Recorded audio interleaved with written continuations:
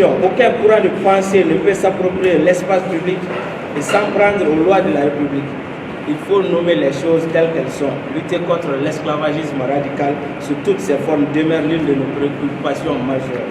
Il ne saurait davantage être toléré que des majorités ultra-violentes s'en prennent aux personnes dites descendantes d'esclaves. La dernière en date le 29 novembre 2020.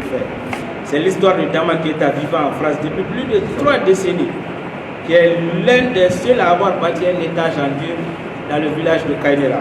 On refuse qu'il accède à son village natal sous prétexte qu'il ne veut pas être soumis au statut d'esclave. Arrivé à 13h dans la commune de Djakouté Kamara, 381 km de Bamako, pour rallier Kainera, aucun transport en commun ne veut les amener lui et sa famille par peur de ne pas être une cible potentielle des familles esclavagistes.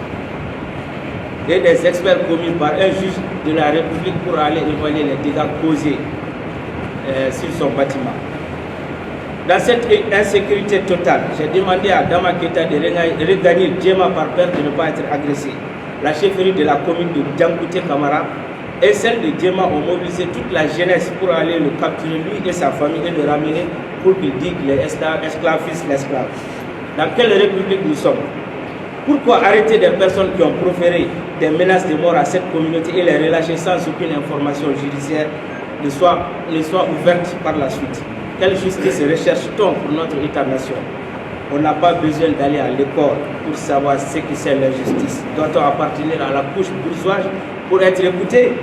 Je demande au président de la transition et au vice-président de la transition de prendre les taureaux par les cornes. Oui, c'est dans le cadre de la commémoration de la journée de l'abolition de l'esclavage. C'est une raison pour laquelle nous avons organisé une petite activité qui va s'articuler sur l'esclavage, une dure réalité encaissée 71 ans après. Oui, l'objectif visé, c'est quoi? C'est d'informer toujours, de sensibiliser l'opinion nationale et internationale sur les pratiques néfastes qui engendrent ce flux. Oui, à travers la sensibilisation, on peut vraiment stopper les atrocités. Donc moi, je me dis qu'il n'y a pas d'autre moyen d'arrêter ces atrocités, ces assassinats, ces crimes perpétrés que par la sensibilisation et par la communication et l'information en bonne et due forme. Donc pour moi, ce débat est tout à fait une chose très très éducative pour les jeunes qui sont en train de faire du droit à l'école et pour les gens qui n'ont jamais connu le phénomène de l'esclavage. En tout, c'est ça. Non, bon, le problème c'est quoi? C'est le manque de réflexe de l'autorité qui fait que ces problèmes sont toujours pendant. Vraiment, c'est ça, il faut les reconnaître, il faut dire les choses telles qu'elles sont.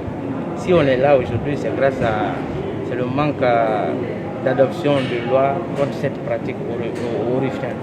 Oui, l'appel que j'ai à lancer, c'est toujours que l'autorité malienne et que les magistrats prennent les dossiers. C'est-à-dire, vous savez, à part le problème de l'esclavage, il y a des grosses infractions, des incendies, des coups de blessures volontaires. Il faut que ces jugements se font de la façon la plus transparente et indépendante. Après, on peut demander à l'État de mettre en place une loi, d'adopter une loi contre ce phénomène d'esclavage. C'est ce qui manque cruellement aujourd'hui aux magistrats possibles.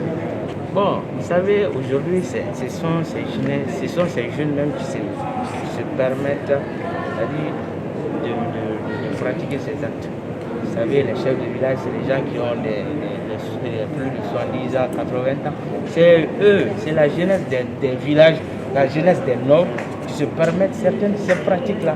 Donc moi, ce que je dis à la jeunesse, ces pratiques ne servent plus aujourd'hui. Ces pratiques n'ont plus leur place dans le domaine où nous sommes, dans le monde où nous sommes actuellement. La jeunesse doit aller s'enquérir des bonnes manières, des bonnes pratiques et laisser ces pratiques aujourd'hui. Parce que c'est le fainéantisme qui amène toutes ces pratiques-là aujourd'hui.